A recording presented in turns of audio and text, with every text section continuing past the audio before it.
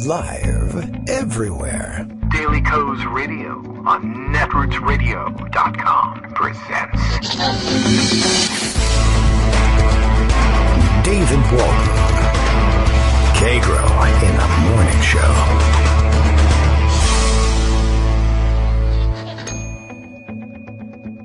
Now, here's David Waldman. Hey, good morning, everybody. How you doing? It is Tuesday, May 8th, 2018. Time for another show. Things are happening. We'll catch up on the news, of course, and we'll see what we can make of it. I think the big news of the day, I would have to guess at this point, is the Eric Schneiderman resignation in New York. Not, I don't know, not something I'm actually prepared at this point to cover beyond saying, oh no, well, that's bad, so I guess you have to go. But then, of course, there's all sorts of meta commentary we can add to it, like, hey, why does this keep happening? And why do Democrats who find themselves in this situation resign, and Republicans who find themselves in this situation hang on, either refusing to resign or getting themselves nominated for, I don't know, President of the United States or Senate or what have you, and continue on, and only sometimes are they actually disposed of at the voting booth, which brings us to West Virginia and the other locations of special elections today. The Republicans still allegedly unhappy with the idea of Don Blankenship capturing the nomination for Senate in West Virginia. Of course, that has not yet happened, and we'll find out tonight whether it does or not. But as you know, murdering coal miners is what the coal miners wanted. And despite the fact that there are many thousands of people in West Virginia who cannot vote because they are convicted felons, they may in fact nominate a convicted felon for the Republican nomination for Senate tonight. But hey, what can you do? They're just regular Americans like you and me, just trying to get by from day to day. Well, there's all kinds of things happening that will prevent you from getting by from day to day. And a couple of other stories that might want to make you jump off the merry-go-round for a day or two, but otherwise don't get in the way of our very existence, per se. Good day to catch up on a number of other stories as well. And, well, let's roll out the pocket and see what we have in store. Boy, oh boy, for you today. Okay, yeah, so lots to catch up on, and Bill is tweeting away up in Portland. What are you think you're just like the president on executive time up there, Bill? There's two tweets that I have seen. Daily Kos Radio is live now, is our first one, starring, this time it's starring me, Kagro X. Rudy is still the president's lawyer, that's true. The New York Attorney General's office has a sudden vacancy, and Kellyanne Conway is, huffing ether in the White House basement. Happy Tuesday. Very likely to be true even without having read the news. But yeah, Kellyanne Conway is, I don't know. She's doing something in the White House basement, and it's already in the Washington Post. I say already, by which I mean 4 hours ago. I guess she was up overnight and getting excited about this. Gotcha tweets Kellyanne Conway as Trump supporters revel in Schneiderman resignation. We might as well take a look at that piece. Samantha Schmidt writing for the Washington Post.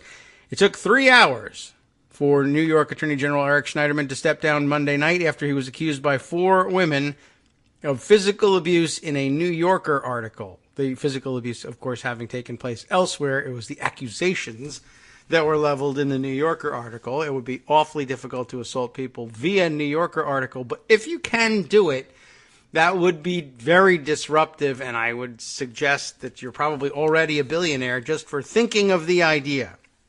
You know, disruption makes lots and lots of money.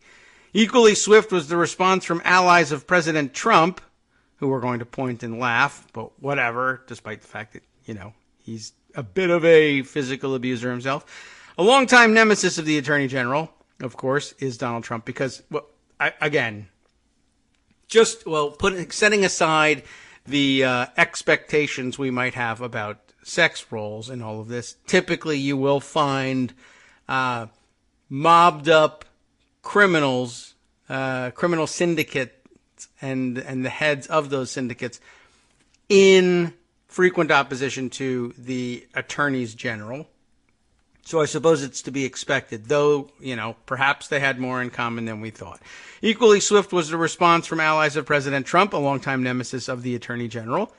While the president himself has not weighed in on the news as of early Tuesday morning, numerous Trump supporters from within and outside the White House reveled in Schneiderman's resignation. The attorney general became the latest powerful figure to fall from grace amid the Me Too, #MeToo movement, and among the most high profile of Trump's political enemies to be hit by misconduct accusations. That's kind of an interesting way of putting it. It's true. I guess he would be among the most high profile of Trump's political enemies to be hit by misconduct accusations. But it's interesting. There's sort of a dark hint in that.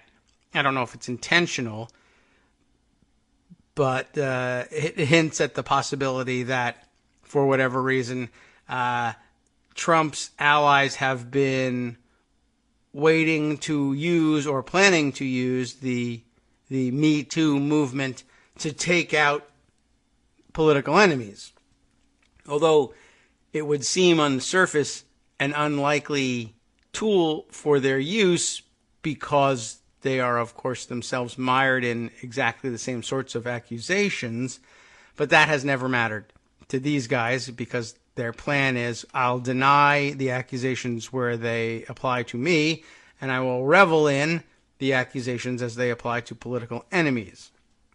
Anyway, I don't know if that was meant to be any kind of hint of that. Also, I guess I would point out of interest, this is what occurred to me as I was reading this just moments ago, was Trump loves to hint that he has dirt on people, even if he likely doesn't have dirt on people.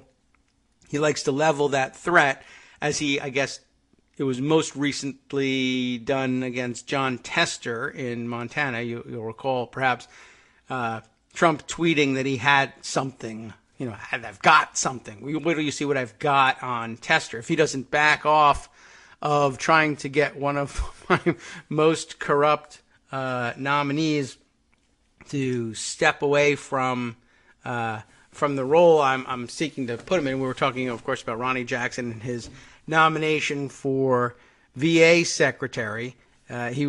Trump was threatening Tester with some sort of dirt, but I don't know if he ever actually has the dirt that he says. I mean, there was always the Lordy, what was it? He better hope there are no tapes, right? And James Comey saying, Lordy, I hope there are tapes.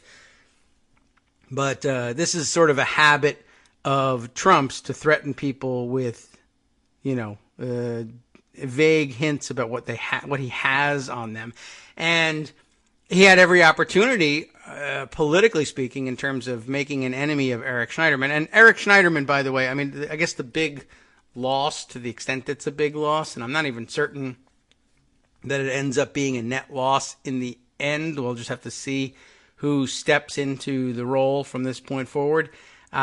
It's worrisome because, of course, the Attorney General, I guess, long term, in a permanent sense, would be replaced by the New York legislature. That's what I'm seeing everybody saying on Twitter. But, there are so many constitutional experts and state constitutional experts on Twitter that sometimes, like me, get things wrong. So I'm backing off of that just for the moment, and we'll probably find out pretty soon. We'll have some authoritative word on not only how the replacement goes, but who might be in the running for a more permanent replacement. There's some information out there about temporary or interim replacements as well. And I guess the big worry is Schneiderman was maybe the big hope for. I saw he was the person that a lot of people pointed to when they worried about Trump, for instance, pardoning certain crimes among his inner circle. The president, of course, only being empowered to pardon federal crimes. Lots of people taking that into account and saying, but they might, in some cases, be charged on the state level with certain things. And Eric Schneiderman, not only because he was an aggressive prosecutor and not only because he was the Attorney General of New York, a fairly large state, but also the home state, nominally speaking, of Donald Trump and his Trump organization, it made sense to look to Eric Schneiderman as a sort of backup in all of this. And I'm sure they're very pleased that he's gone, but I'm sure that, well, really, if anybody wants to make a name for themselves in legal and political circles in New York, taking on Donald Trump might not be the worst way to do it. And there might be some ambitious prosecutors out there willing to step into those shoes. However, anyway, that's we're already straying from what we were reading about in the Post here. 4 women accused Schneiderman of choking and repeatedly slapping them during romantic relationships, charges the Attorney General denied. Schneiderman has been a vocal opponent of Trump, pursuing a series of legal actions against his policies as president and filing numerous lawsuits against his enterprises long before he took office. He has also been one of Trump's favorite targets. Conservative commentators and vocal Trump supporters gleefully pointed out social media posts in which Schneiderman advocated for victims of sexual abuse or accusers of disgraced film mogul Harvey Weinstein, tweets they described as hypocritical. And what would be worse for this president than hypocritical tweets, right? Meanwhile, critics of Trump fired back at those who were quick to condemn Schneiderman while defending a president accused by more than a dozen women of improper conduct or sexual assault. Oh, yeah, there's that. While Trump has chided Democrats accused of misconduct, such as former Senator Al Franken, he has given a pass to Republicans and allies, including former Senate candidate Roy Moore of Alabama and former Fox News host Bill O'Reilly.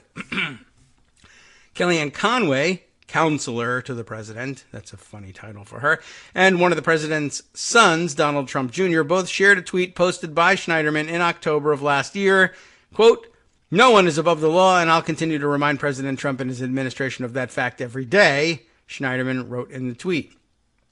"Gotcha," Kellyanne Conway wrote in response. "You were saying?" Trump Jr. wrote in response. "Well, no one is above the law," and he resigned, and that's that. So that's not really a great answer, but it is one. The president's son continues to lash out at Schneiderman on Twitter throughout the evening because he's so busy and stuff.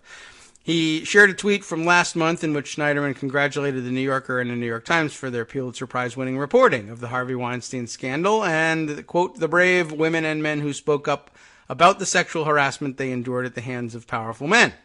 Self-awareness level 0, Trump Jr. tweeted." He was talking about Schneiderman. "Or substantially less than that." Echoing his father's tweets about Schneiderman from previous years, Trump Jr. mocked the Attorney General's excessive use of eyeliner. Is that really? Okay. He posted a tweet from the Attorney General last September in which Schneiderman wrote, "Sexual assault survivors, what happened to you is unconscionable. We have your back and we are fighting for you." "This didn't age well," Trump Jr. wrote. Dana Loesch, the NRA's spokeswoman, because this is important to the NRA, also shared a tweet saying, "Literally fighting women is not the same as fighting for women." Several Trump supporters posted photographs on social media of Schneiderman with Hillary Clinton. Oh no. While some right-wing media outlets highlighted the cooperation between Schneiderman's office and special counsel Robert Mueller. The Attorney General's office helped Mueller's team investigate Paul Manafort and his financial transactions last August. So as you know, what this means is Paul Manafort is innocent.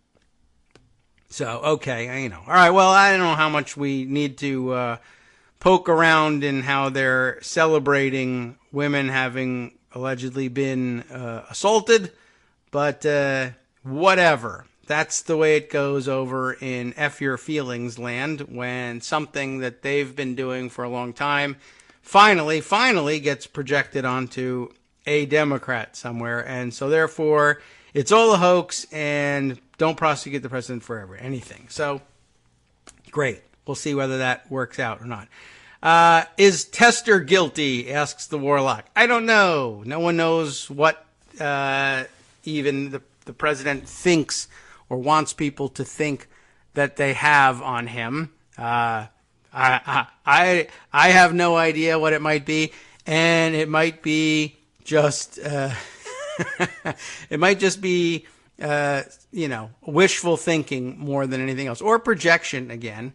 I have to stop for just a second to note that the "You Had One Job" Twitter feed has got a real great one for us here from a poster, I guess, printed by the National Travel Tourism Week folks. I don't know who that would be, but this is I see. I guess it would be printed on behalf of Visit KC, Kansas City, I'm supposing. Yes, there we are. Okay, and I'm reading the poster, Kansas City. There you go.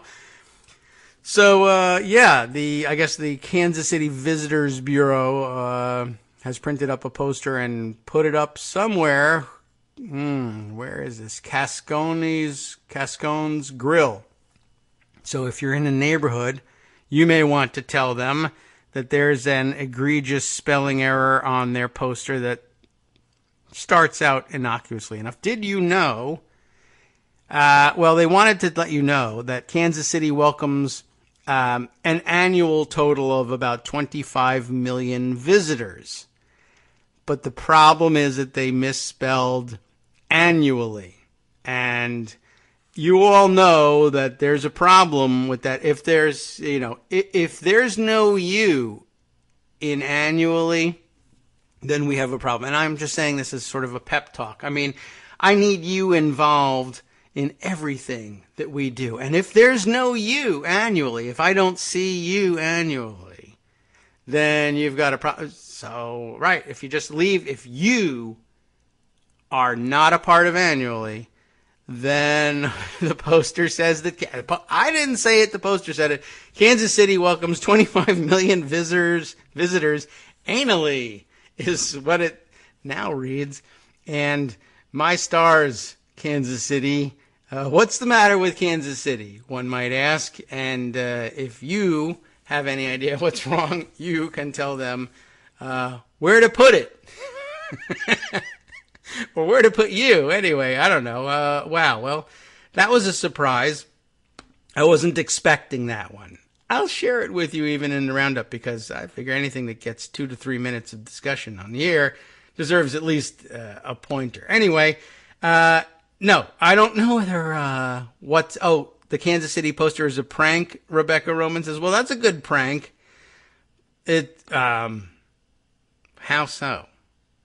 I mean, I'm a little worried. Like, maybe they do that to visitors and they think that's a prank. I don't know. But if you don't get consent, it's really not going to work out in the end. And don't try running for Attorney General. Although, in Missouri, you might be able to get away with it, at least at the moment. Anyway, I hope it's a prank, because quite honestly, that's a pretty easy typo to get that. Okay, and Linda Chapman also chiming in saying it's a photoshopped image. And I guess now we know that You Had One Job either has no job at all or doesn't really care whether it gets done right or not. But it's a funny account nonetheless. Does anybody know whether the University of Northern Texas coffee mugs are for real? That's another one. So, okay. Well, at least you don't have to fire anybody at the Tourism Bureau in Kansas City, unless, they're otherwise allied with the governor, in which case, it's still a maybe. So Warlock, again, I don't know. Is Tester guilty? I don't know. Maybe he's a bad proofreader. That could be a problem also. Bill's second tweet, by the way, this morning was, hey, also, why isn't the religious right running around saying Schneiderman deserves a mulligan on this stuff? And, of course, you know the answer. He's a Democrat, and they don't even deserve a first chance. It's just not how the religious right is built. The religious right is, religious or otherwise, is wrong, as it turns out. Okay, let's see. So, no more real reason to roll around in the glee expressed among right-wing Twitter participants over Schneiderman's resignation. Other stories of great interest, greater or lesser interest. Why don't we start just for a second with something of slightly lesser interest? You likely heard this one at some point. First, I first saw it on Twitter, just like everything else. I have got a story from Melanie Schmitz, who tweeted this one out for Think Progress with an LOL, wow, okay. Apparently, this is a story, she says, about the First Lady's big event yesterday, Melania Trump, delivering remarks on, and some paperwork on, the long-awaited anti-cyberbullying initiative that she said was going to be her major, her major project, I guess. You know, everybody has to do an annual project when they're First Lady. They have a big, you get your own initiatives, and she decided she was going to take on cyberbullying, which was, of course, foolish from the get-go, because that's how her husband operates in everything he does, not limited to his politics.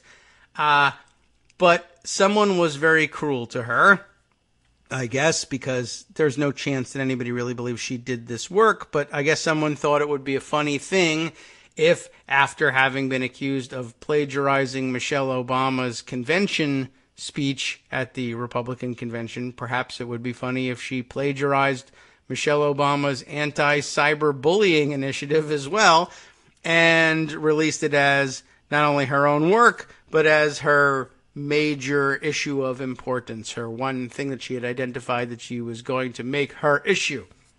Melanie Schmitz tweeted this one out. Apparently, this is just the exact same guide the Obama administration released in 2014. The First Lady's Guide for Preventing Online Bullying begins with this.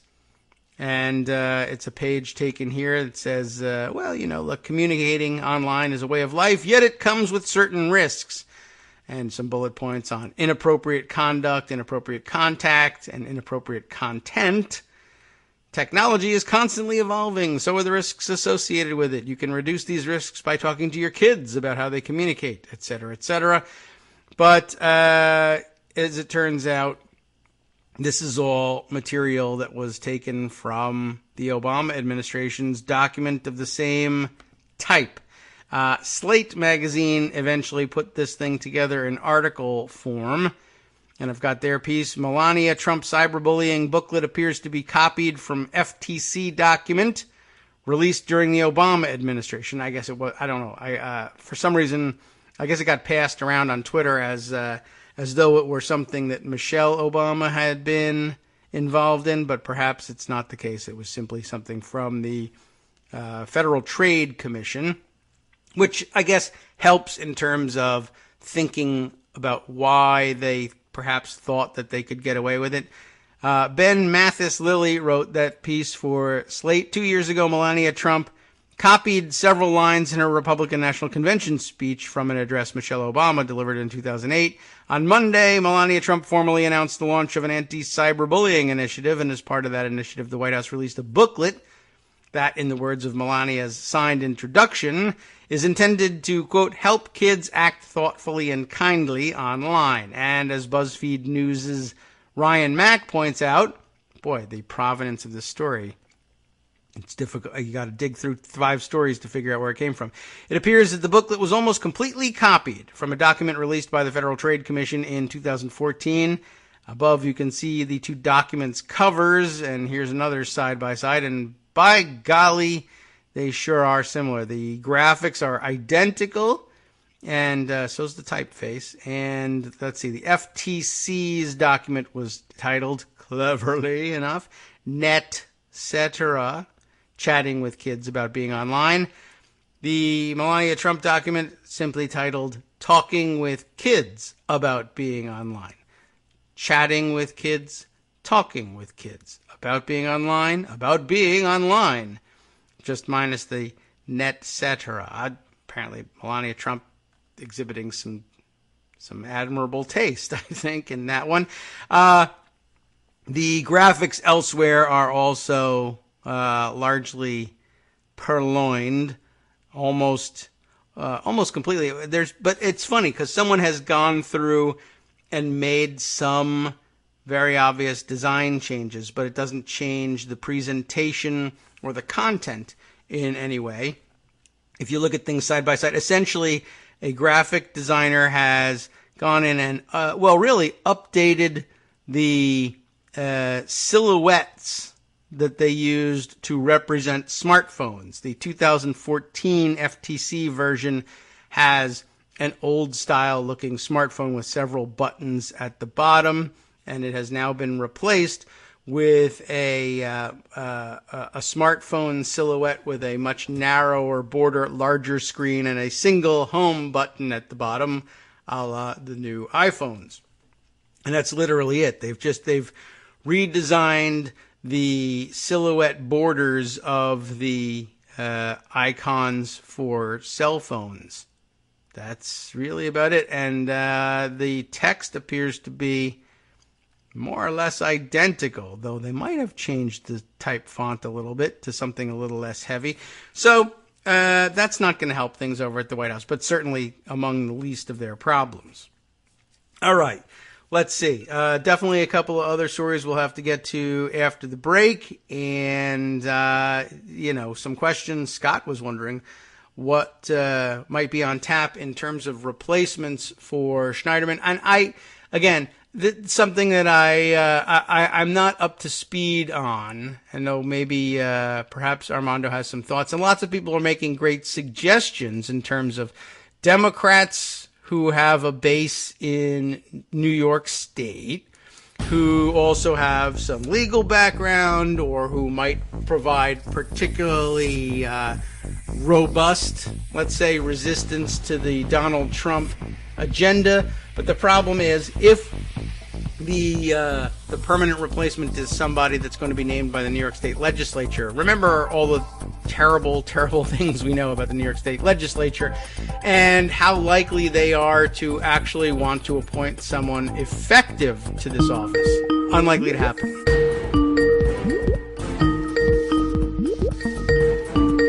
Hi, everybody. It's me, David. Let's change things up from the old fundraising pitch for just a minute and talk instead about how you can be a part of our show. If you've got a smartphone or any other electronic recording device, why not sit down and record a segment for us? Read us an important article and give us your take. Read one of your own original essays, or even just give us your commentary on something you'd like to share that's important to you. Then send the file to me at kagrox@gmail.com, and I'll try and work it into the show. Short segments, a few minutes in length, are easiest to fit in. And of course, I can't always guarantee that I'll be able to play everything, but if you've ever shouted at your radio or TV about something you wish was being covered, here's your chance to change that. Make the show your own. Send your submissions to me at kagrox@gmail.com.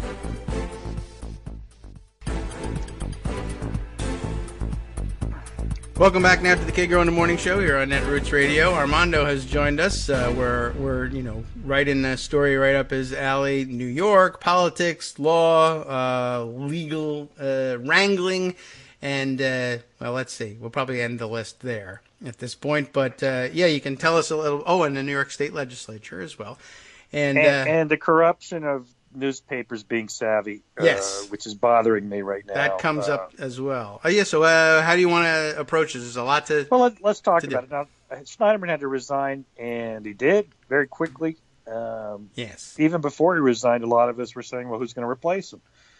Mm-hmm. For reasons that I explained to some degree in Twitter, but I'll expand here. Given the moment and given the fact that I believe, and I think a lot of people believe, I think you believe, that the threat of state law prosecutions is going to be critical to stemming Donald Trump's lawlessness. Yes. Particularly as it applies to one Michael Cohen. Yeah, all right. You need to have a person. Listen, prosecutors can do it. They don't need a big figurehead. They don't need these things. The work gets done, someone charges, but this is going to be political no matter what. So you need a strong, credible, experienced face who has dealt with New York media that is fairly high profile, has shown to be someone who will go after public corruption against Republicans and Democrats. Yeah. And that person is sitting there, and we know who he is. His name is Preet Bharara, the former United States Attorney for the Southern District of New York. Bharara prosecuted and convicted the Democratic Speaker of the House of the New York State Assembly. He prosecuted and convicted the Republican leader of the state Senate. He actually doesn't get along with Andrew Cuomo, but that's a reason to pick him.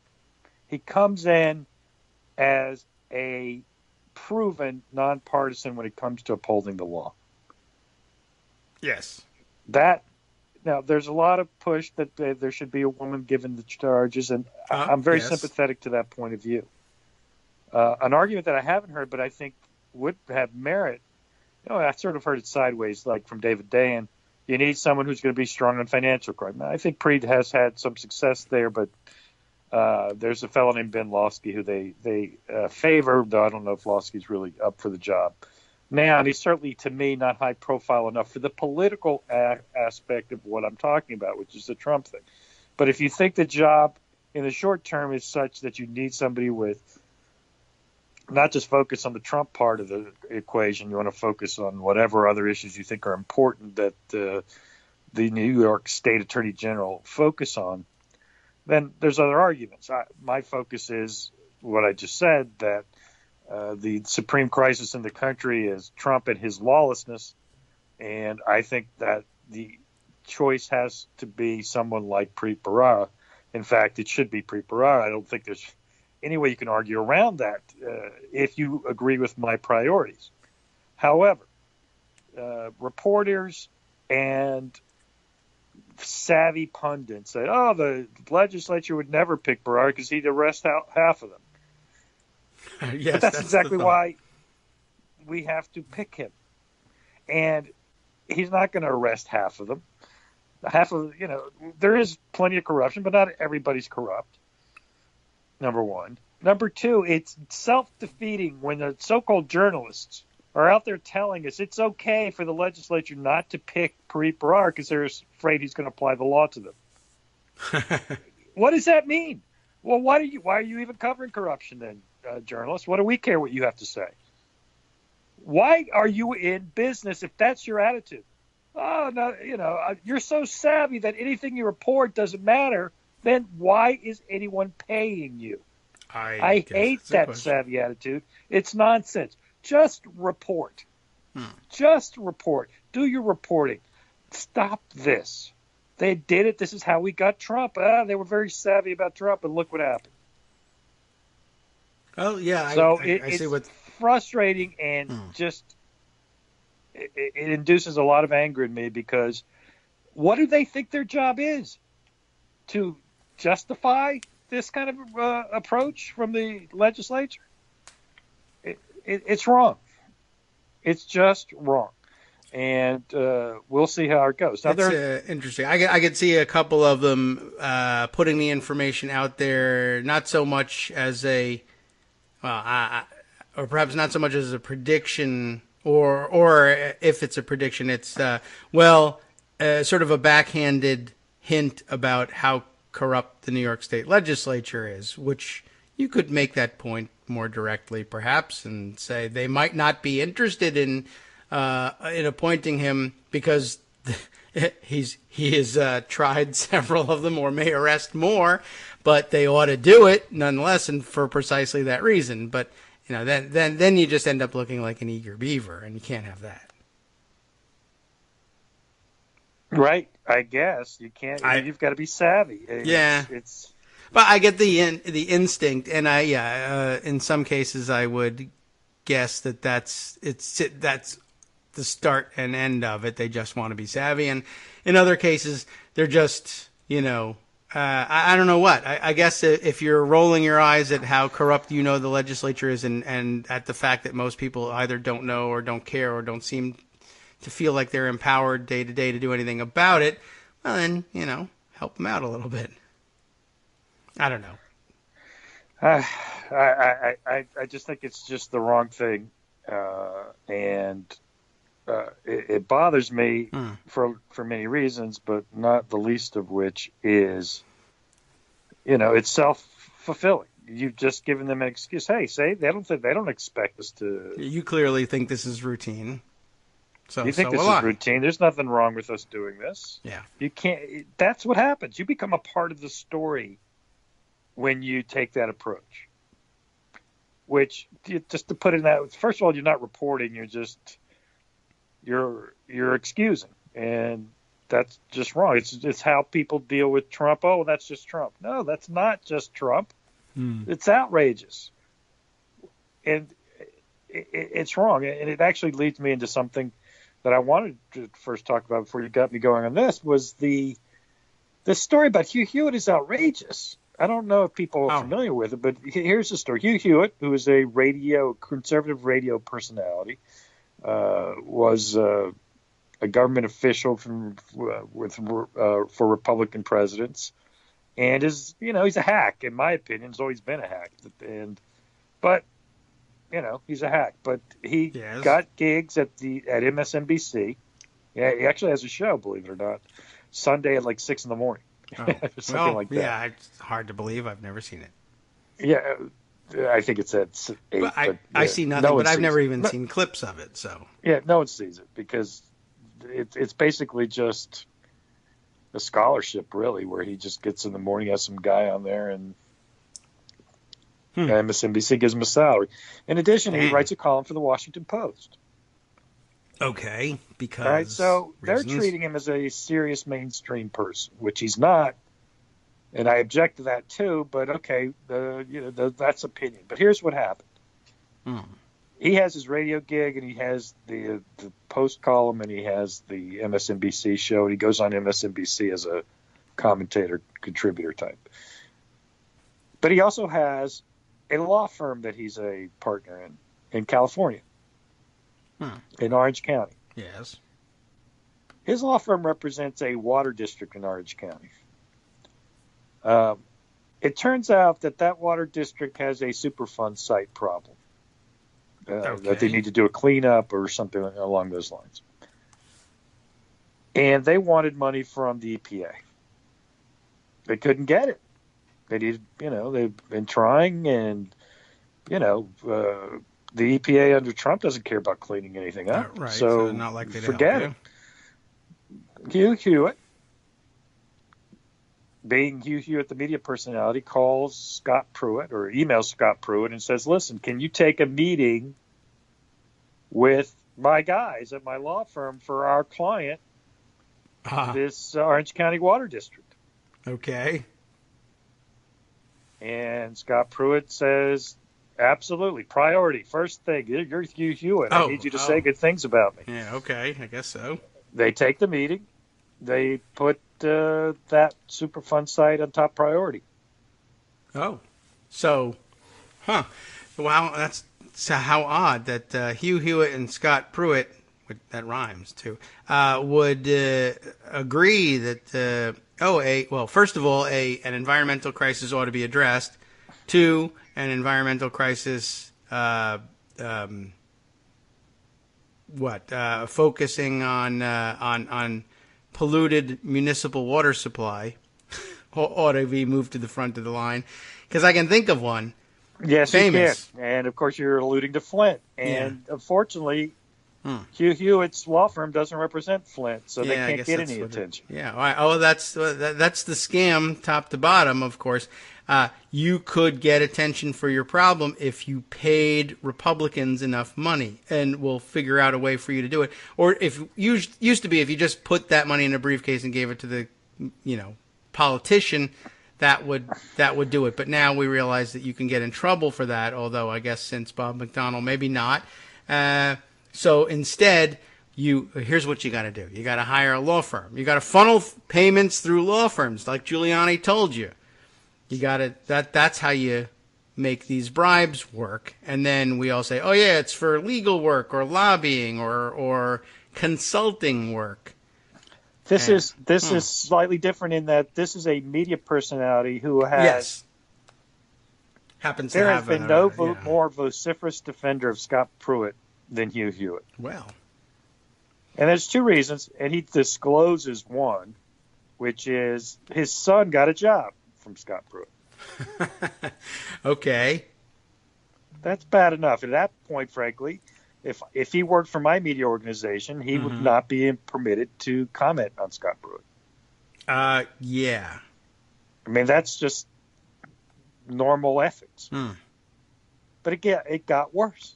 He put money in his pocket from MSNBC and the Washington Post to defend Scott Pruitt. Yeah. That is an absolute breach. It's payola. Yeah. By the Washington Post is accepting it, and the MSNBC is accepting it. He should have been fired immediately from those posts. Dang. Not to make a. I hate the both sides thing because I shouldn't have to do this, but imagine. Yes. It's Rachel Maddow and she has some side business and she's giving favorable coverage to a government official who her side business needs assistance from. Yeah. Yeah. We'd never hear the end of it. She would be fired immediately. And you know it, and she should be if she did that. Yeah. This is nothing. No one's even paying attention to this. This is outrageous. Well, yeah. I mean, I guess it's oddly one of the. Again, I'm not saying I expect any better from Hugh Hewitt. I don't. I did think I'd expect better from NBC and from the Washington Post, particularly. He should be fired. He should be fired today. Well, that's what happens with Democrats who do this. I mean, it made me think of, there are plenty of examples since, but for whatever reason, it made me think of the years-old example of finding out about the right-wing bloggers who had just taken straight cash payments from the government of Malaysia. That would be Ben Domenech of the Federalist. Yes. And he was paid by my old pal, Josh Trevino, who was the funnel, so to speak, for the illicit payment for favorable coverage. Yeah. Straight up cash. I just, and you find that seems to be the case very frequently among Republicans, and which just leads us back to the larger overarching issue and story arc of the amount of wingnut welfare that's available for right-wing columnists / opinion makers / merry pranksters / frauds who make a very good living doing very bad things with very shaky facts, if any facts at all. And that came up in discussion last night, actually, in a totally different context at home, which I'll perhaps get onto later on, but we'll stick with the Hugh Hewitt story for now. Well, I think that to me, I still would differentiate because there is wingnut welfare. There's Koch Network and I guess Fox. Though Fox does it for ratings, so it's hard to tell exactly where you throw Fox. Fox just isn't a news organization. I mean, It's just propaganda. I mean, to me, the problem I've always had with the Jake Tapper in particular, who I despise, as people probably know, his defense of Fox News when Obama was critical of Fox was despicable. Yeah, that was sad. But I say, listen, Fox is what it is. Koch brothers do what they do. I mean, it's unethical, and I don't treat the right-wing sites as being honest or having integrity or anything. It's propaganda. I mean, you get to pay for propaganda. NBC and Washington Post hold themselves out to be something different. Yes. And someone is, remember when Keith Olbermann got in trouble for donating to a politician? Is that what it was? I believe that's what it was. Yeah, can't do that. And then, of course. Sure. There's a long line of similar accusations against Democrats, and of course, my own experience in inquiring about press credentials for what was then the spin-off blog of Congress Matters, covering it under the Daily Kos umbrella. They were adamant at the press gallery that no, we were far too partisan. For example, we linked to the Act Blue pages of candidates for office on our front page, and that was disqualifying. Of course, at the time, several Fox News celebrities, which was credentialed, Fox News celebrities would actually do the whole rubber chicken circuit and speak at fundraisers and appear at fundraisers for Republican they do it today. I mean, I think there's a story about it just a week ago. But again, that's Fox. That's what Fox is. Right. It's just propaganda. It's not news. But it's credentialed propaganda. It should not be credentialed. Right. And I think that a Democrat, I've always said, sorry, Fox News, you do not have credentials at my White House. You are propaganda. Yes, and then, so that's what made... Yeah, and everyone will freak out. Yeah. Right. You know what? It's Donald Trump doesn't care. Why should I? No. I guess that's true, and for the longest time during the campaign, that actually that occurred. At least it didn't last, but Trump would, of course, constantly attack the press by name and reporters for the press outlets by name at the rallies, and incite enough violence that the Secret Service would have to escort the named members of the press out from the event, but also at some point toyed with and even implemented a program of decredentialing major news outlets. There were a couple of events in which, the New York Times, not allowed. Wall Street Journal, yes. New York Times, no. NBC, no. The Washington Post, you're out. And they would, or the press operation would make the reporters beg to get back in. Oh, I'll be fair. Oh, please. I'll even, later on, if you should win, this would be them in their time machine. If you should win and they hold a White House Correspondents' Dinner and somebody make a joke at your expense, I'll say how awful it is. Will you let me back in? Yes, but I'll deny that I ever speak to you, and I'll say you're a failure and you have no access, even though you have pictures of us together. Yeah, here's a story about Olbermann. It was from 2010. He made contributions to Grijalva, Gabby Giffords, and someone named Conway, who I don't recall. I think it was the guy from Kentucky. Oh, okay. The Democrat from Kentucky that I forget what office he ran for, but obviously he didn't win because I don't remember his name. But I also remember around the same time, Joe Scarborough was hosting fundraisers for Republicans. Mm-hmm. Yes, and that was fine. It happened all the time. As usual, we have our acronyms for it. It's okay if you're a Republican, and it happens in just about everything. God. In every possible area. Wingnet welfare. It's crazy. As I said, it reminded me of another discussion. Lots of people pointed me to a very good story, and I don't even know if I tucked it away in pocket or not, but unrelated, you would think, except for the segue I'll make about it.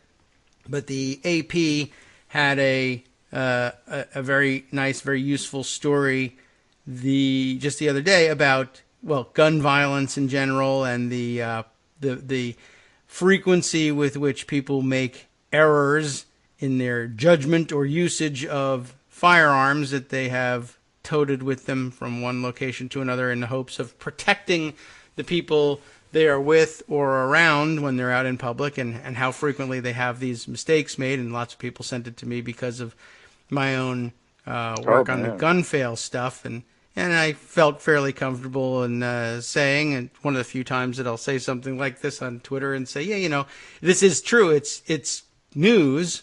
This should be discussed, although a lot of these stories are old, but all of them they're in the news. And the reason that they're being reported prominently at a place like AP is because I've been reporting it, and discussing it daily for several years in gun fail. And I know that reporters take notice of it. They call me and say, I've taken notice of it and we want to discuss it. And it becomes an issue because you press it that way. And the reason it came up in discussion at home was, of course, my wife had seen this article as well and said, so they were citing this other nonprofit organization for their statistics on these accidents. And I noticed, one, it wasn't you, and two, it was gun violence. I said, it's the Gun Violence Archive.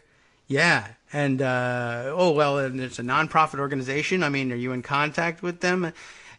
No, I'm not.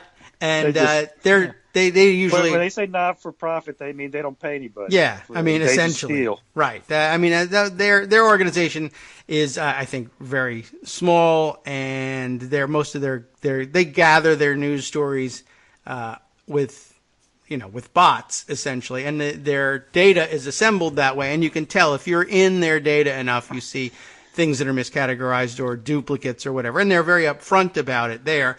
But there are a number of other organizations on the gun safety front that take a very practiced approach of not acknowledging the work that anybody else does in it, and never mind offering you the opportunity to actually do it and get compensated and be able to support yourself in doing the work. They just deny that it's been done, and they pretend they don't know you and never heard of you.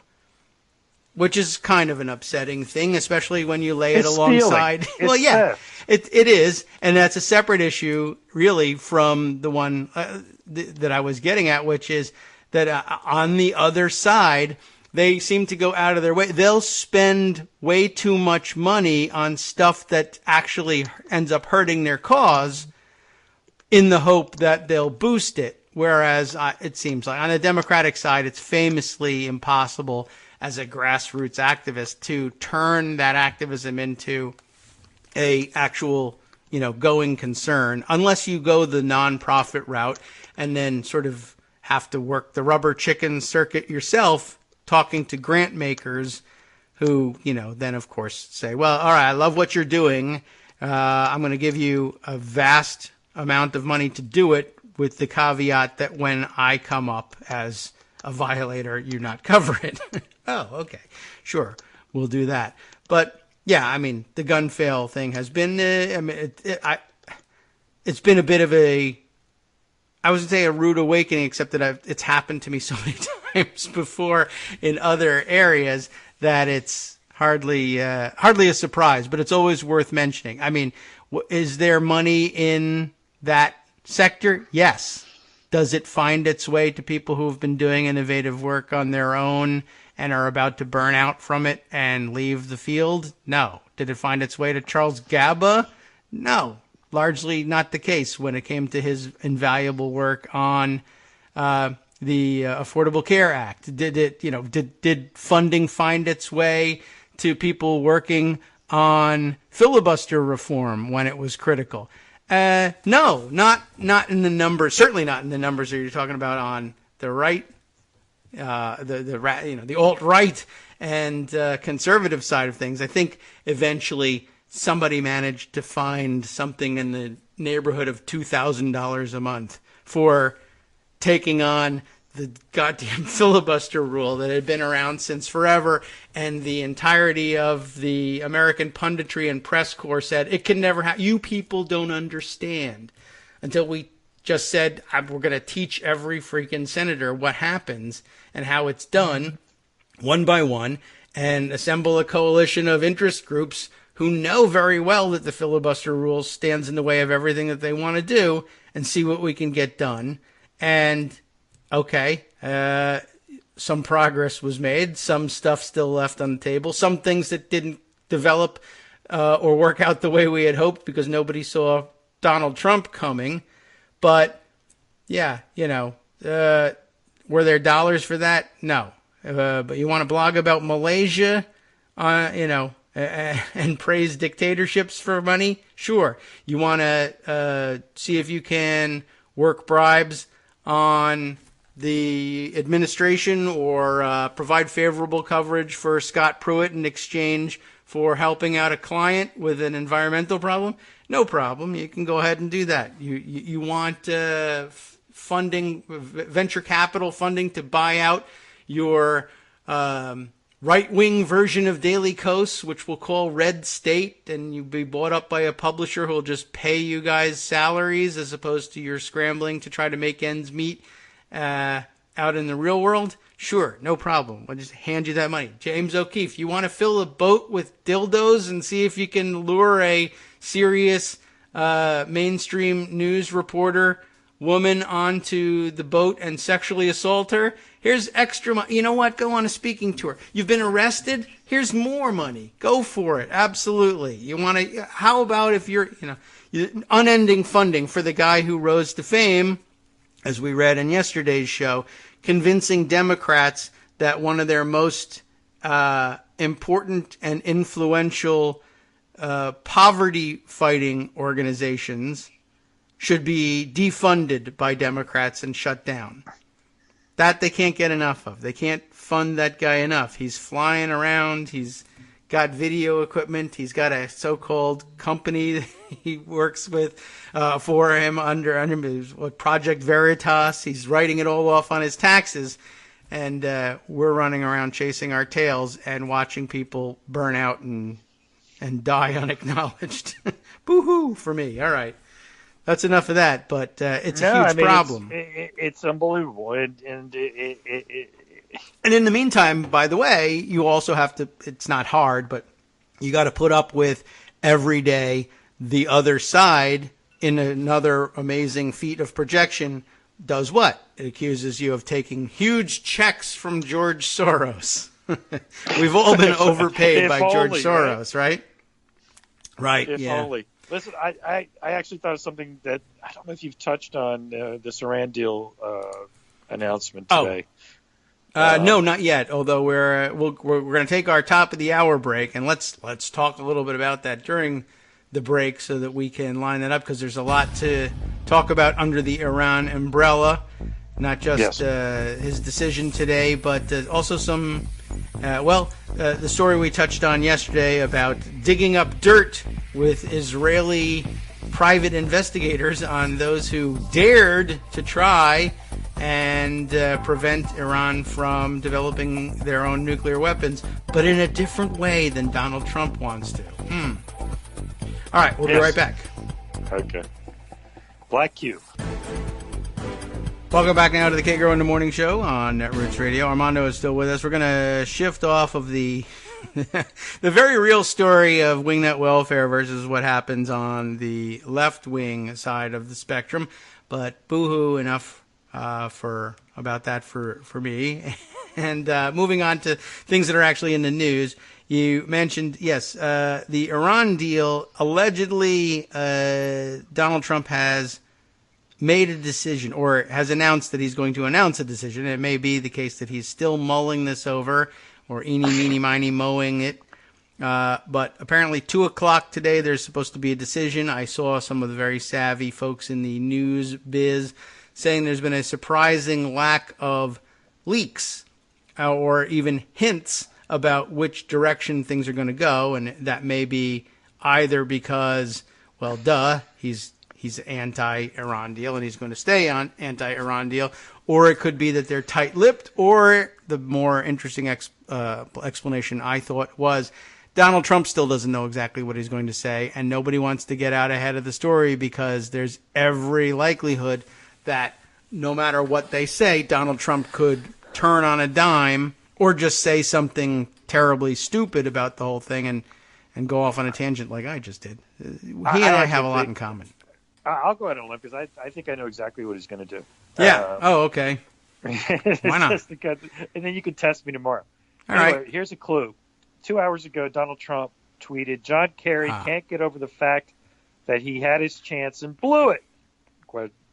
He blew it by actually doing a deal, by the way. Yes. Apparently. He's got to make Stay great away from deals. Negotiations, John. You are hurting your country. Okay. So here's what that's Trump being Trump, obviously, but I think it actually goes to where I think he's going.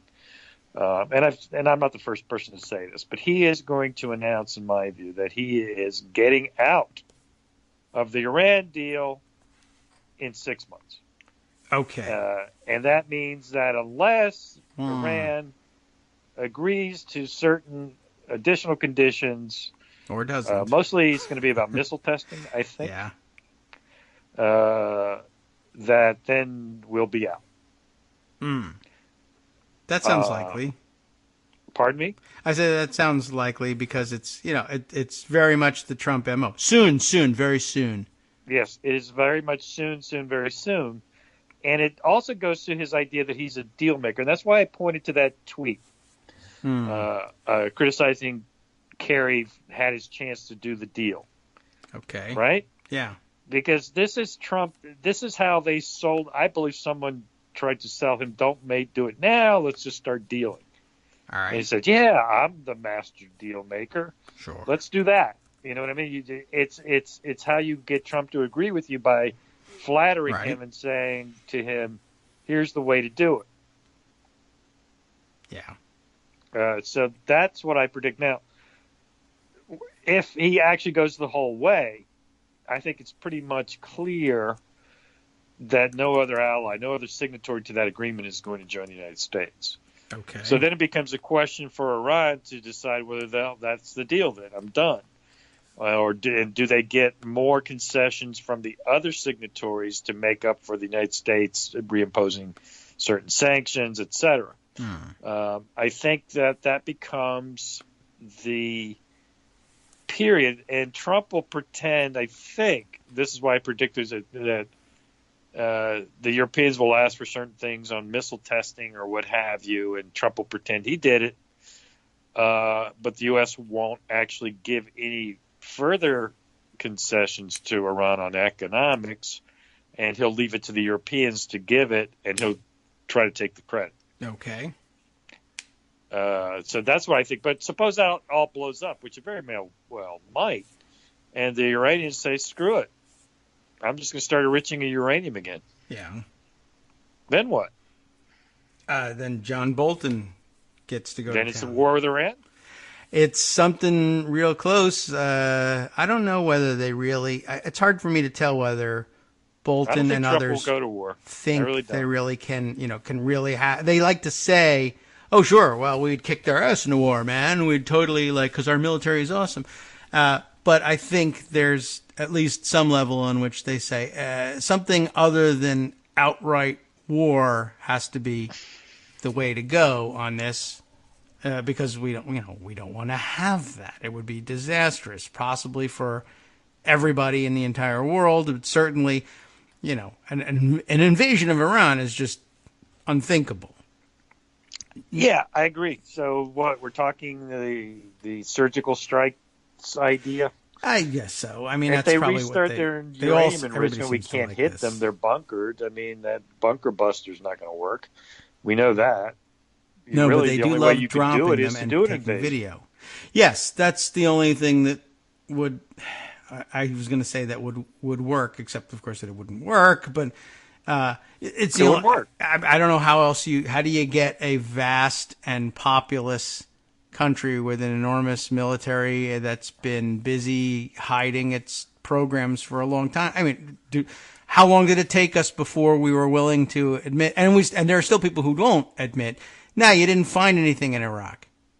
Well, he had 12 years to hide it. Well, okay, because we're past the 12-year mark now on searching, and you haven't found it. But, of course, what's the difference? Because they go on TV and say, no, we did. Remember? No, we didn't. I remember that you thought you did. And this obviously ties to Rudy again, who, as well as being a lawyer, apparently is freelance foreign policy expert, too. Sure, why not? He obviously said the things he said about the North Korean hostages, but less remarked was his comment that the Trump administration policy is regime change in Iran. Yes, although no one knows whether anybody who says the words regime change knows what that means. It's just that's the thing to say about places you don't like. Yeah, like regime change. Guess. Like maybe they'll change regimes. Well, understand that regime change, certainly in the short term, would be not something the United States would want, because Rouhani is actually the reformer type in the different power structures of Iranian politics. Yes. However, we would endorse Don Blankenship for Grand Ayatollah. I get what you're getting at. And it is silly to even talk the way I'm talking, as if there's a serious consideration going on in the Donald J. Trump administration, because Donald J. Trump is a buffoon. Yes. He doesn't know anything. He doesn't even know who Rouhani is, most likely. Right. He thinks it's a singer. That there are forces in Iran which will be much more radical and frankly, belligerent in the region. So it's problematic. Now, Rouhani, of course, has domestic troubles anyway because of other problems that have been happening in Iran. And the idea that getting out of the nuclear deal is going to help your situation around you being the United States is crazy. Let's say you really think that it was a terrible deal, the Iran deal. Okay. It should never have happened. It was really bad. You gave away the store. Believe what you want to believe. The $150 billion was handed over to the Iranians, or whatever. Sure. Every crazy story you want to believe. But now you're here. Yes. And breaking the deal simply doesn't make any sense. It can't make any sense at this point, given all the uncertainties. That's why I never understand. I mean, Netanyahu's not an idiot, is he? How do you mean? I mean, stupid. Not like Donald Trump. I always thought he was a relatively intelligent person. Yes. Now he does things. He's not Trump stupid, is what I'm saying. Yeah. Right. He's not the Trump kind of stupid. There are things that you say in hindsight, like, well, why did you think you could do that? You can't get away with that. That's stupid. Well, okay. But it's a different kind of stupid than, I don't know the difference between Iran and Iraq. The reason I hate Iran is because they're Arabs. Well, but they're not. But right, they're towel heads, the things like that. People who he's think not stupid dumb like stuff. that. That's what I'm saying. Right. So, okay, he was against the Iran deal. He thought it was a bad deal. It gave Iran too much running room. Whatever objection he had, valid, invalid, whatever. Now we're here. Mm-hmm. Here we are. I would love to ask Netanyahu, how do you see this playing out? The deal is broken. What happens next? Netanyahu? Yeah, what would Netanyahu say is next? What's next? I don't know. I mean, I guess he would be the surgical strike kind of guy. Been dining out on the Osirak raid for 35 years. I imagine. Yeah, the Osirak raid isn't going to work anymore. Right. Well, for those who don't know, that was the Israeli attack on the Iranian nuclear facilities 30 years ago. Or more. I forget how long ago it was. I think we're talking 35. I don't know. But yeah, it was a while ago. Anyway, you can't do that anymore. No. It was a surprise that it was doable then. Right. It's certainly not doable now. You're talking a ground invasion. If you really want to do it, you're going to do Iraq too, except worse because Iran has more people and frankly has less of a history, a recent history of, civil society since 1979. Yes, there's a civil society, but it has always been underfoot. Saddam was crazy, thug, murderer, typical tin pot dictator, but he actually had a civil society. Because Iraq had a long history of that. Iran's history was obliterated by the 79 revolution. Mm-hmm. It's slowly coming back. What do you think is going to happen in Iran if we break this deal? What is next? Nobody answers that question who wants to undo the deal. What's next? I don't know. And they may not have any plan beyond imposing the same sort of deal but with their name on it, and they'll also say, and we didn't give the Iranians $1 bazillion in shrink-wrapped $100 bills like the other guys did. And that might be all there needs to be in the difference, just as we once speculated that Trump Care was going to be a renamed Obamacare if anything happened at all. So, I don't know. Yeah, it's a fairly serious issue in that John Bolton is sitting over there now. Yes. And I don't know how much John Bolton has Trump's ear. I actually suspect much less than is imagined. That could be. I actually think it's the mustache. You won't listen to him because I don't think he got over the mustache. I know he's made some people feel better that he brought him in. Mm-hmm. But I think there's a mustache issue for Trump with Bolton. He just doesn't look the part in Trump's ideas. Huh. And you think I'm kidding, but I'm not. No, I mean he's that weird, and he said as much. I mean, you're not making it up. He this is the sort of thing he says aloud, and is proud to have people know about him, that he hires people based on their looks. And he didn't hire Joe DeGenova and Victoria Tensey because they looked frumpy when he came to see him. Okay. Yes, but he has a long history of that. This one's not tall enough. That one doesn't look like a general.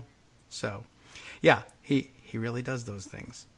I don't know. There's no plan, and I doubt that there is anything. And at the same time, I doubt that even those who are responsible for putting their name to whatever comes next really think of anything other than perhaps surgical strikes, but then renegotiate, quote unquote, renegotiate the deal. And that if they can't, and it also is possible that the Iranians know very well that, all right, the terms that were likely to be offered in any future deal are very likely the same terms that we have now. We simply have to decide whether or not we want to oblige the Americans in their kabuki and accept, actual physical damage to some sites related or unrelated to our nuclear program, and swallow that in exchange for making the same deal over again and pretending that it's a different one, so that this, vainglorious idiot can parade around and say he pwned us on the world stage. Is that what we want? Do we want to do that? Are we doing anybody any favors? Are we helping the world in some way if we're willing to take one for the team? Or are we just making things worse because then, when they get mired in another scandal of their own making, they'll do that to some other poor sucker of a country, and we should at least stand up and put a stop to it. But what does that look like for them? So I don't know that anybody has any real options. I mean, that's why the deal got made. Exactly. When it did and in the form it did, because there were really no options for anybody other than to simply say, okay, we'll have this deal. And frankly, probably a lot of the reason that Donald Trump thinks that a deal can be made with North Korea is that he's hoping that they're in the same position and that he can make the same deal with them that he hates when it was made with the Iranians because he didn't make it. Yep, that's exactly right. And for Trump, it's if he made the deal, it's good. If he didn't, it's bad. And there's no more thought to it than that. That's his entire mindset. It's narcissism as governance. If I do it, it's great. If anybody else do it, it stinks. So there's really not much more to think about than that. And that's how you have to look at, to me, what you expect Trump to do here today. And that's why I made the prediction I've made, that he will say he's breaking it, but it's not official for 6 months. And in the 6 months, he wants to negotiate a new deal with the Iranians, which, how the Iranians react to that, I don't know. We'll see. But finally, and I'll leave you to the rest of your show, funny little spat happening on Twitter, which you may have noticed. Bari Weiss wrote this terrible piece today about how oppressed she is while she writes in the New York Times. Yeah, and I didn't read it, but I've seen responded, saying, I didn't realize how oppressed I was. It's a pretty funny tweet. If you haven't seen it, you want to look at it. Yeah, what is this one? Yeah, send that to me. It's by Paul Krugman's last tweet about Bari Weiss. All right. And, it's funny. You can talk about it. If you want something a little lighter. Well, I know it's the topic of conversation. There's no chance I was going to happen, even accidentally, on her column. But a lot of discussion about it today. What was it we were talking about? During was it during one of the breaks that I said, "Oh, send me the article you're looking at here," and now I forget which article it was. It was.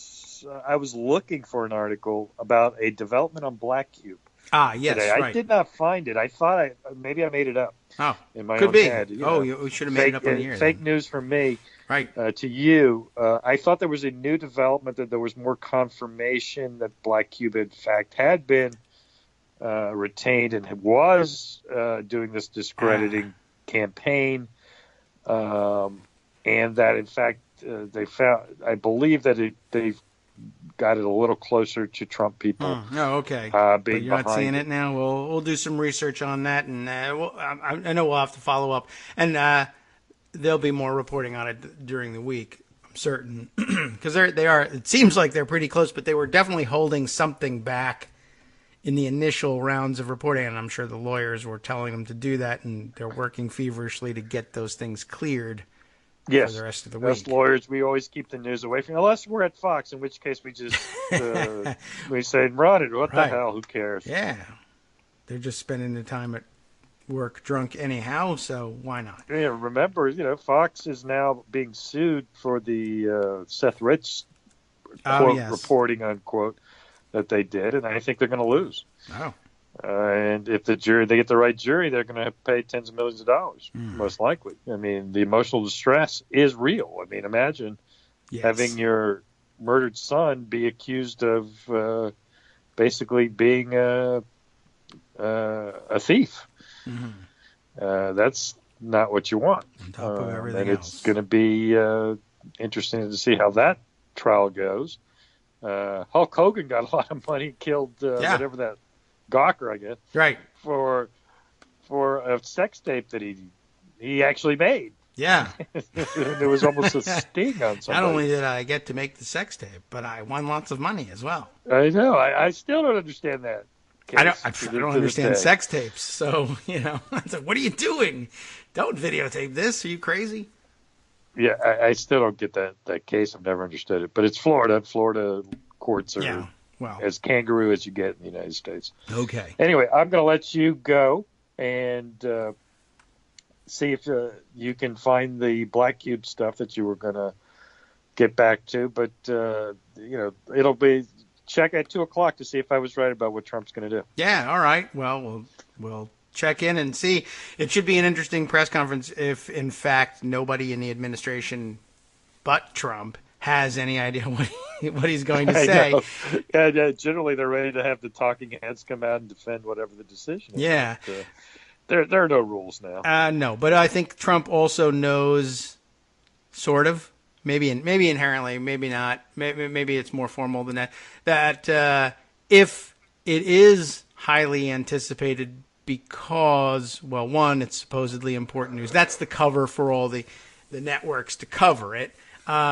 But two, that nobody knows what he's going to do because he hasn't made up his mind or told anyone. And then it will be breathless, uninterrupted, commercial-free coverage of what it is he says, and he'll just ramble and say anything. And, I mean, there's a pretty good chance that the size of his electoral victory will be mentioned at this press conference, or other extraneous materials. And he knows that if he fills people in his administration in the way that a normal administration would about what's going to happen, then it becomes boring and the nets don't cover it the same way.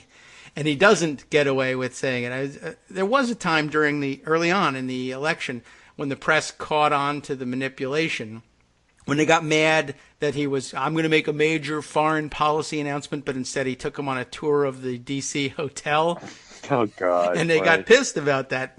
But since then, they've gone back to, and I think the cover here is, well, he's the president of the United States. Whatever he says is news by definition. That's what they said. Unless, of course, you redefine things the way he has. Remember all of your coverage in your front pages of your newspapers that said he's successfully redefined what the presidency is. Part of that can also be on you, where you redefine whether or not every idiotic utterance he makes really is news. It used to be when presidents were normal. Now he's redefined it, and it's the ticket you need to say, no, it's not. But instead, people will be watching and then tweeting about how funny it is when he says dumb stuff. So they'll say, see, you are interested.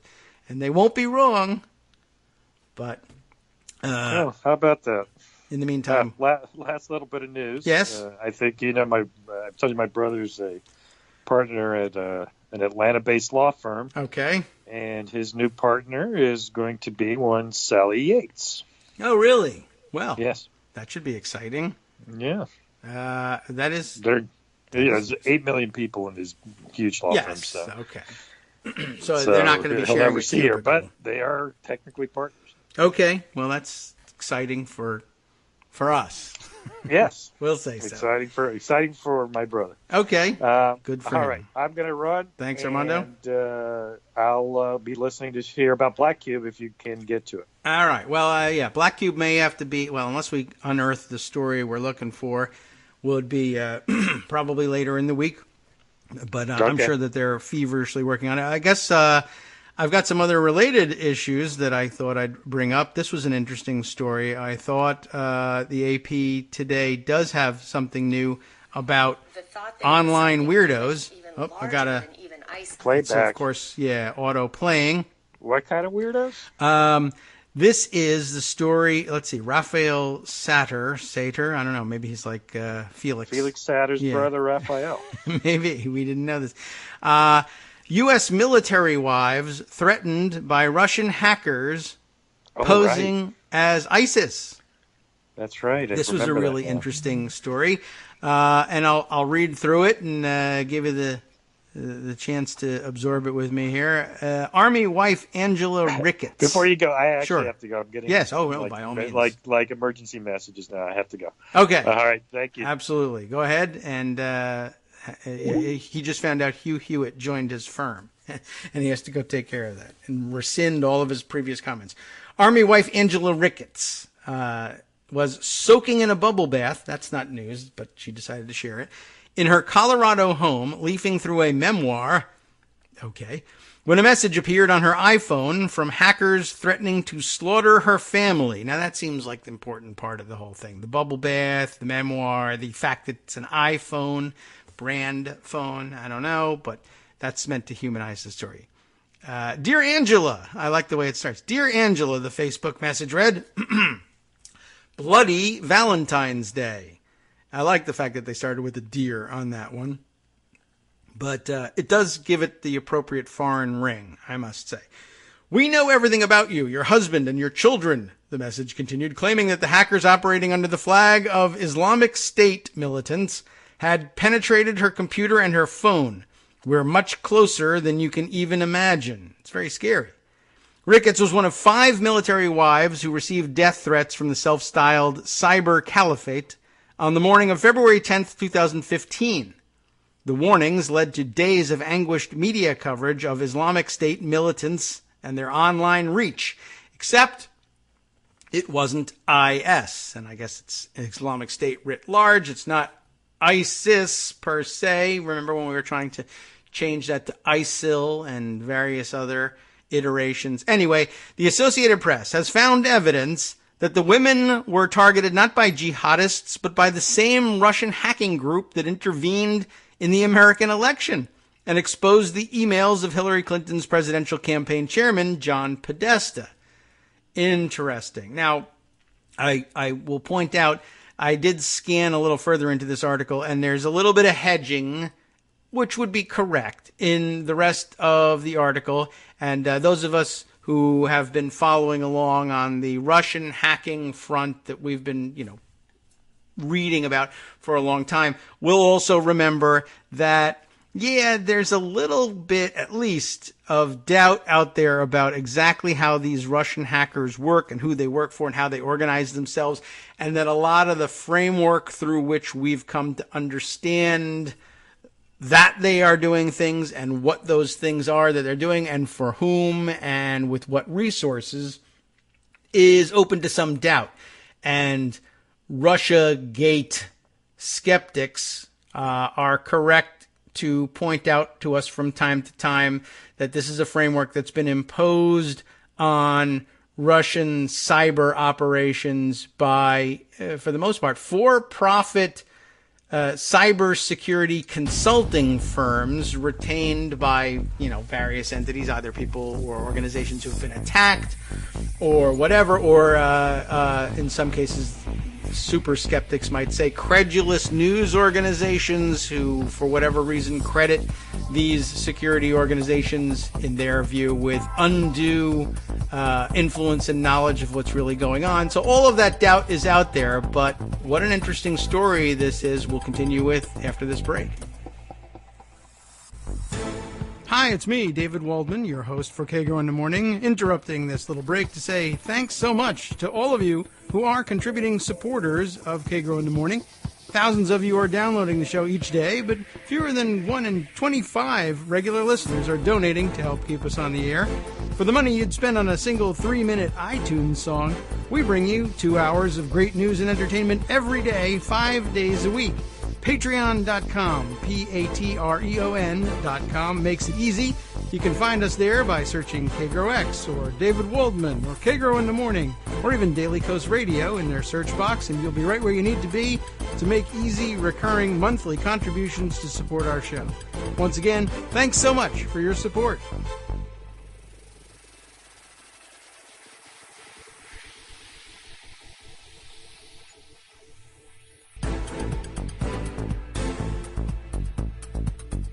Welcome back now to the Kagro in the Morning Show here on Netroots Radio. Let's continue with this very interesting story, though, as I cautioned you, there's always a grain of salt with which you have to take all Russian hacking stories just to be sure that you're doing your job, keeping an open mind to alternative explanations, which is not necessarily the same thing as being a Russia skeptic, though, I once spent some time there early on, just in terms of thinking, boy, it seems anachronistic and stupid to be blaming everything on the Russians. But I'm open to the possibility, but I'm also open to the possibility that we don't always know exactly who's doing what. And this story is actually illustrative of that, though it doesn't have the effect, in my mind, of dissuading me from believing the possibility that Russians are at the bottom of much of what's happening, because they are alleged to be, once again, here and alleged to be throwing people off the trail, hoping that they would believe that the hacking was being done by some other boogeyman, which really does exist, but might or might not actually be working in the cyber field. Ricketts, we were just talking about Angela Ricketts, was one of 5 military wives who received death threats from what they called themselves with the Cyber Caliphate in February of 2015. Except, as it turns out, it wasn't IS at all. The Associated Press has evidence that it was not only a Russian hacking group, but the same, it is alleged, that intervened in the American election, etc. A brazen false flag here is a case study in the difficulty of assigning blame in a world where hackers routinely borrow one another's identities to throw investigators off track. The operation's attempt to hype the real threat of radical Islam also presaged the inflammatory messages by pushed by internet trolls during the U.S. presidential race. And I'm sorry I mangled that, because it's an important point that underlies this whole thing. If what we're reading is true, you have military wives. Why they were selected is probably a subject addressed later in the article, but military wives, and I guess they are all wives in this particular case, targeted by Russian hackers, which raises question 1, why target them? But interestingly, I think, correctly assuming that they would be particularly susceptible to threats that were alleged to have come from Islamic militants, particularly if their military spouses were deployed in the Middle East, perhaps combating those same alleged Islamic militants. It would be very easy for them to believe they had been targeted by them. It would be very easy for them to believe that they had a reasonable reason, reasonable in the sense of an understandable reason for targeting them, although they shouldn't be targeting civilians, but they're so horrible and such a existential threat that they would dare to do such a thing. And also, of course, that these folks would find a particularly sympathetic audience willing to amplify what they thought they had received as a message in the press, and that it would very likely be portrayed in the press as just another example of how urgent it is to press the war against so-called radical Islamic militants or radical Islamic terrorism or whatever words it was that the Republicans insisted we wanted to say. And by the way, who benefits so much from that? Well, it was an early experiment in how much they could benefit from it on the Russian side. Our big ally in the war against Islamic radicalism around the world, that's how they wanted to style themselves, and promote cooperation to whatever extent with the United States, and either as good cover for meddling in places that we ordinarily would previously have hoped the Russians would never venture again, or as cover for the brutality with which they wanted to conduct their war against, say, Chechen separatists, or just basically good cover for arms dealing around the world. I'm not really sure entirely if anybody really knows what the Russians wanted out of this. But what an interesting thing. And I think they calculated correctly that people would be instantly able to believe that IS cyber operatives, one, thought there would be some real benefit in doing something like this so that the story is believable, and two, that they had the capability, or three, that they had the interest, and also correctly calculated, I think, that it would be very difficult for most Americans in 2015 to have guessed that not only was it not IS, but that it was Russians instead. Well, let's read on. So again, that introductory paragraph on this: the brazen false flag is a case study in the difficulty of assigning blame in a world where hackers routinely borrow one another's identities to throw investigators off track. The operation's attempts to hype the threat of radical Islam also presaged the inflammatory messages pushed by internet trolls during the U.S. presidential race. And P.S. also the messages pushed by the U.S. presidential candidate during the U.S. presidential race. Links between Cyber Caliphate and the Russian hackers, typically nicknamed Fancy Bear or APT-28, remember, Advanced Persistent Threat 28, and Fancy Bear was the one that one of the cybersecurity consultants came up with and imposed on this group. They do not call themselves Fancy Bear, or didn't initially. They might do that ironically now. Links between Cyber Caliphate and the Russian hackers have been documented previously. On both sides of the Atlantic, the consensus is that the two groups are closely related. And remember, consensus, that's a strong word, but it doesn't represent proof. It's simply a consensus. And that consensus never filtered through to the women involved, many of whom were convinced they had been targeted by Islamic State sympathizers right up until the AP contacted them. Never in a million years did I think it was the Russians, said Ricketts, an author and advocate for veterans and military families. She called the revelation mind-blowing. It feels so hilarious and insidious at the same time. As Ricketts scrambled out of the tub to show the threat to her husband, you should be careful scrambling out of a bubble bath. Nearly identical messages reached Lori Volkman, a deputy prosecutor based in Oregon, who had won fame as a blogger after her husband deployed to the Middle East. Ashley Broadway Mack, that's a hyphenated last name, not a nickname. Yeah, we called Ashley Old Broadway, Ashley Broadway Mack, based in the Washington, D.C. area, and head of an association for gay and lesbian military family members, and Amy Bushatz, a Alaska-based journalist who covers spouse and family issues for military.com. There's also Liz Snell, the wife of a U.S. Marine, who was at her husband's retirement ceremony in California when her phone rang. The Twitter account of her charity, Military Spouses of Strength, had been hacked. It was broadcasting public threats not only to herself and the other spouses, but also to their families, and then First Lady Michelle Obama. Snell flew home to Michigan from the ceremony, took her children, and checked into a comfort inn for 2 nights. Anytime somebody threatens your family, Mama Bear comes out, she said. Well, I hope she wasn't taking her cues from Sarah Palin in that one, but whatever. The women determined they had all received the same threats. They were all also quoted in a CNN piece about the hacking of a military Twitter feed by Cyber Caliphate only a few weeks earlier. In it, they had struck a defiant tone and suspected that Cyber Caliphate decided to single them out for retaliation. Fear is exactly what, at the time, we perceived ISIS wanted from military families, said Volkman, using another term for the Islamic State group.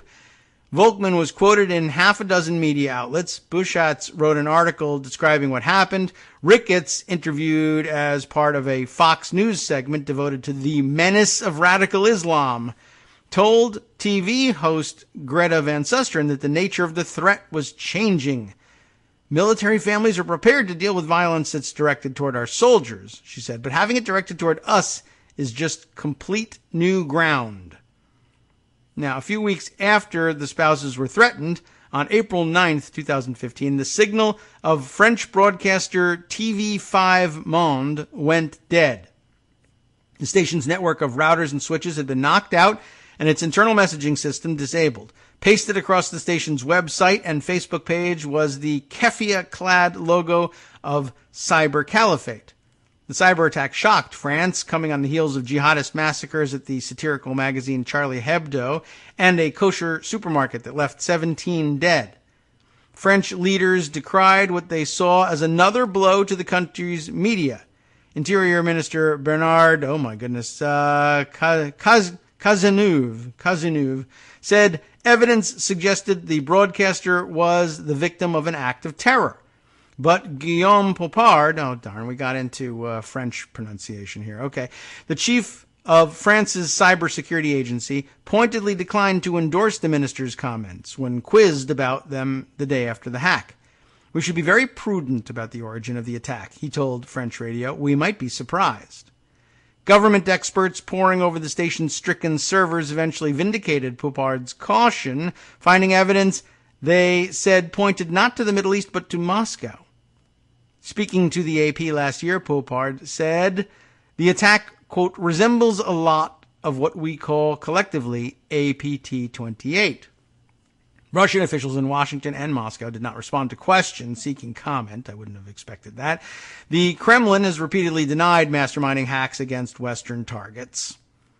Proof that the military wives were targeted by Russian hackers is laid out in a digital hit list provided to the AP by the cybersecurity company SecureWorks last year. And that's where the skeptics come in.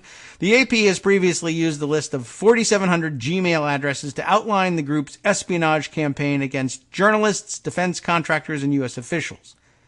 More recent AP research has found that Fancy Bear, which SecureWorks dubs Iron Twilight, say you can name it anything you want, was actively trying to break into the military wives' mailboxes around the time that Cyber Caliphate struck. Lee Foster, a manager with cybersecurity company FireEye, said the repeated overlap between Russian hackers and Cyber Caliphate made it all but certain that the groups were linked. Just think of your basic probabilities, he said.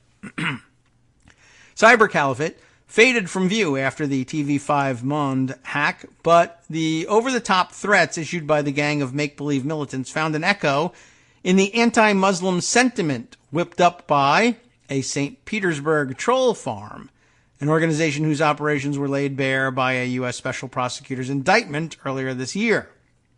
The trolls, Russian employees paid to seed American social media with disinformation, often hyped the threat of Islamic State militants to the United States. A few months before Cyber Caliphate first won attention by hijacking various media organizations' Twitter accounts, for example, the trolls were spreading false rumors about an Islamic State attack in Louisiana and a counterfeit video appearing to show an American soldier firing a gun, into a Quran. The AP has found no link between Cyber Caliphate and the St. Petersburg trolls, but their aims appeared to be the same. Keep tension at a boil and radical Islam in the headlines. By that measure, Cyber Caliphate's targeting of media outlets like TV5 Monde and the military spouses succeeded handily. Ricketts, the author, said that by planting threats with some of the most vocal members of the military community, Cyber Caliphate guaranteed maximum press coverage. Not only did we play right into their hands by freaking out, but the media played right into it, she said. We reacted in a way that was probably exactly what they were hoping for. And sounds like that was probably the case. And, to the extent that it is true, if it's true, it's, it's funny. It's the sort of thing that in other contexts we think of as being extraordinarily savvy political targeting for Russians on their own to be able to come up with. But I don't know. It represents a pretty, I think, understandable dynamic that has an international bent to it. It's not entirely domestic politics. And unmentioned in the article, and I don't know how well it would stand up to further research. I'm curious about, it would be inappropriate to perhaps dig into it here in this article. The voting, how did the people who were targeted vote in 2016? And clearly, it was the hope of any Russian hackers, if any, were in fact behind the attack. It would clearly have been the hope that either these particular women or the people that they talked to would come away with the message essentially, well, we got to vote Trump in order to keep America safe from the threats that we made up and pretended were real and pretended were coming from somebody else. And you got to vote Trump because he'll keep you safe by allying with the very same people who leveled the threats at you but pretended it was somebody else. It's very clever and diabolical and may or may not be real, but it's worth noting, and it's under discussion today. And I guess ultimately it comes down to whether or not you believe in the consensus or not, as between mostly private security contractors and now at least federal prosecutors in some cases, that these persistent threats are in fact Russian and guided by Russian intelligence and the Russian government as well. But too many such stories for them all to be entirely coincidental, I would think. Let's see. A couple of other interesting stories out there, some of which I put aside from yesterday and didn't get to. Let me grab this one. It occurs to me, I said, I feel like we covered this already. And we may have covered it on our show, but in case you missed it, I did also agree to cover the topic of contempt of Congress for Arliss Bunny and for Will, who wasn't on that particular broadcast, but Arliss and Will's Hopping Mad podcast from, a week ago, yesterday. But we discussed the notion of contempt of Congress, and I don't know that we covered it as thoroughly on our own air, but I have Ian Millhiser's piece for Think Progress here, alerting us that, as the headline says, Republican congressman threatens to hold Republican attorney general in contempt. Subheader here tells you who's behind this nonsense. Nunes is basically the message here. Here's the deal.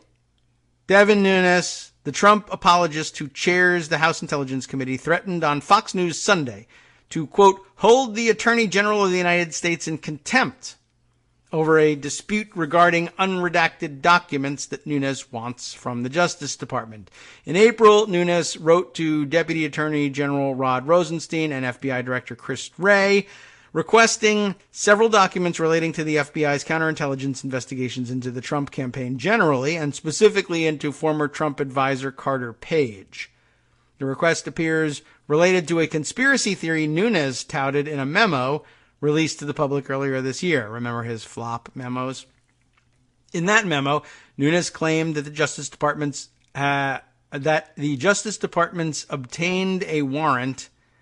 Why it's an apostrophe S, I have no idea. Obtained a warrant to surveil Page by relying on a dossier compiled by former British intelligence agent Christopher Steele. The Steele dossier was produced through the research firm Fusion GPS and was initially paid for by the conservative website The Washington Free Beacon. After Trump won the Republican nomination, the Clinton campaign decided to continue funding Steele's work. So, Nunes and his allies claim that the warrant against Page was fundamentally flawed because the Justice Department didn't disclose that some of Steele's work was paid for by Democrats. Why that would matter, I don't know, but that's the claim. In reality, it's unlikely that the Steele dossier provided the bulk of the DOJ's case for obtaining a warrant against Page. For one thing, U.S. counterintelligence officials have known about Page's long history of meeting with dubious Russian officials since at least 2013. For another, many of the claims in the Steele dossier have been independently verified. Still waiting on the P-tape, but many others. In any event, Nunes now wants, quote, an unredacted version of an electronic communication related to the opening of an FBI counterintelligence investigation into the Trump campaign, as well as 4 Foreign Intelligence Surveillance Act applications targeting Carter Page. He's apparently willing to call for a contempt vote against Trump's own attorney general to obtain these documents. It's far from clear, however, that Nunes will have the support he needs in the House to hold Jeff Sessions in contempt. After Nunes released his memo, a handful of key Republicans, including anti-Clinton Inquisitor Trey Gowdy, downplayed the memo, with Gowdy saying that he remains 100% confident in Special Counsel Robert Mueller and that Nunes' memo does not in any way discredit Mueller's investigation. So that's going to pose a problem. So will procedure. But in case you are interested in what happens when the Congress feels like perhaps they're not getting any cooperation from the Department of Justice, that's often the threat, although the real problem, when it happens with the Department of Justice, it's much more direct. But whenever Congress feels like they're not getting cooperation out of executive departments, it does sometimes come to this, and in particular in the House. It does sometimes happen in the Senate, but less often for a number of reasons, some of which we will not be able to go into. But you very frequently hear contempt threats, though it's still pretty rare that it actually comes to any fruition, because in most cases, to bring contempt of Congress charges, you've actually got to have a floor vote. And it's not always the case that you're able to get one or another of the houses to go ahead and hold that, or find time to do it, or put their party, whatever majority party happens to be in control, on the record in favor of that. You have to have special circumstances, and usually those circumstances are split control of the government. The majority party, if they are the same as the White House party, very infrequently will want to take anything like this up, much less actually do anything about it. What would Nunes have to do in order to hold Jeff Sessions in contempt of Congress? Well, one, he'd have to get a House floor vote in favor of referring such charges. The House doesn't do it by itself, and it's not automatic. And if they vote to hold the Attorney General in contempt, that doesn't finish the question. Just because they say they hold him in contempt doesn't mean they hold him in contempt under modern practice. What you have to do is the House votes or the Senate votes. And by the way, they should really call it, if the House votes, you should be charged with contempt of the House of Representatives. If the Senate concurs in the vote, then you can be charged. I would say they should call that contempt of Congress, but they don't for whatever reason. One House appears to be enough, but it's not enough to finish the job, as I said, because the charges are referred to, and here's where the problem lies, the Justice Department. Typically speaking, if you have a problem with an executive branch or executive official of any kind, and you want to hold them in contempt of Congress, and you succeed in actually having the vote on the floor and having the vote carry, you are asking, usually, the U.S. Attorney for the District of Columbia, where the Congress sits, to take up and prosecute charges statutorily under the law of contempt of Congress. In other words, it does create this very weird situation, especially if you are dealing with an executive branch official as the contemnor of Article 1, the Congress, depending on Article 2, the executive, to prosecute themselves, Article 2, of course, in court before the representatives of Article 3, the judiciary, and prosecute themselves for contempt of Congress. It's a difficult but theoretically manageable situation when, certainly if an official is acting without authorization of any kind, either from his department or the president, then it's a fairly simple thing. But if there is authorization or cooperation or coordination, well, then you get into a weird and ticklish situation. But it's a little more understandable when, for instance, the documents have been demanded from the Environmental Protection Agency, and you ask the Department of Justice to loan you the services of the U.S. Attorney for the District of Columbia to prosecute an official from the Environmental Protection Agency for contempt of Congress. It gets more ticklish, of course, when you are asking the Department of Justice to prosecute a Department of Justice official, and more ticklish still when you are asking anybody, whether it be the U.S. Attorney for the District of Columbia, or it could theoretically be anybody else, but it's just typically the U.S. Attorney for D.C. You're asking them to prosecute their boss, the Attorney General, for contempt of Congress, and presumably they can be ordered not to do such a thing. So there's a problem. And that would create an enormous problem for congressional oversight in general if it were only enforceable by statutory contempt and therefore this process. But as I reminded people on the Hopping Mad podcast and listeners here from time to time, there is the process known as inherent contempt, which isn't described anywhere in the Constitution or any of our fancy documents that were written in script so long ago, but as the name implies, is an inherent power of the Congress. In other words, Congress couldn't very well be said to have actual oversight powers over the other branches, checks and balances over the other branches, if they weren't, in fact, able to enforce on their own their ability to subpoena people and hold people in contempt. But the procedure is out of use and hasn't, in fact, been used for something in the neighborhood of 80, 85 years by the Congress. Never been used in modern political practice. And it comes to this. The Congress can, in fact, under inherent contempt, act as its own judge, prosecutor, and jury, and with a vote of whichever house feels it's the subject of the contempt, can decide the issue all by itself with a floor vote and sentence the contemnor to a jail term until they come into compliance with the demands of the subpoena and actually jail them.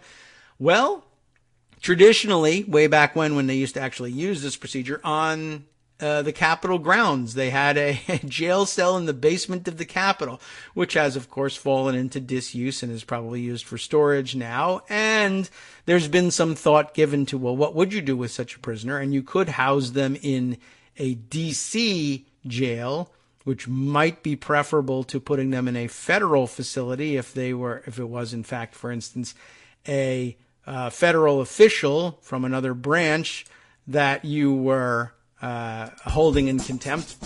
It might cause an issue if, let's say, under the Republican favored theory of the unitary executive, you'd essentially be asking the president to jail one of his own for complying with what was presumably his request not to share the information with Congress.